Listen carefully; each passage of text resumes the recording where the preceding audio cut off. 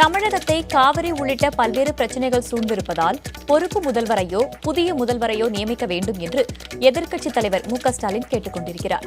அதே நேரத்தில் திமுக கூட்டணியில் இருக்கும் காங்கிரஸ் கட்சியின் தமிழக தலைவர் திருநாவுக்கரசர் தமிழகத்தில் பொறுப்பு முதலமைச்சரை நியமிக்க வேண்டிய அவசியம் எழவில்லை என்று கூறியிருக்கிறார். முதலமைச்சர் அவர்கள் மருத்துவமனையில் அனுமதிக்கப்படுகிற போது ஓரிரு நாளில் வீடு திரும்புவார் என்று மருத்துவ செய்திக்குறிப்பு வெளியிட்டுக் கொண்டிருந்தது. கடந்த 2 நாட்களுக்கு முன்பு இன்னும் பல நாட்களாகும் என்ற செய்திக்குறிப்பு வெளியிட்டிருக்கிறார்கள். இந்த சூழலில் நிச்சயமாக காவிரி பிரச்சனை, முல்லைப்பெரியார் பிரச்சனை, பாலாறு பிரச்சனை போன்ற பல பிரச்சனைகள் தமிழகத்தை சூழ்ந்து கொண்டிருக்கிறது.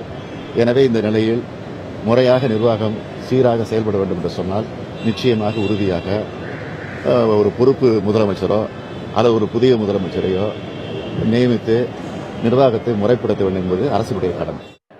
ஆட்சி நடைபெற்றுக் கொண்டிருக்கிறது. முதலமைச்சர் உடல்நலம் தேடி வருகிறார். ஆட்சிக்கு ஆளுநர் இருக்கிறார். எப்படி ஜனாதிபதி இந்திய அரசுக்கு மேல பொறுப்போ அது மாதிரி மக்களால் தேர்ந்தெடுக்கப்படுபவர் முதலமைச்சர். அரசியல் சட்டப்படி ஆட்சிக்கு தலைமை ஏற்பவர் ஆளுநர். ஆளுநர் இருக்கிறார், தலைமைச் செயலாளர் இருக்கிறார், சம்பந்தப்பட்ட துறையினுடைய அதிகாரிகள், health secretary, DGP intelligence, DGP L and O, home secretary, எல்லாம் அரசு நிர்வாகம், அரசு இயந்திரம் இருக்கிறது. மூத்த அமைச்சர்கள் இருக்கிறார்கள்.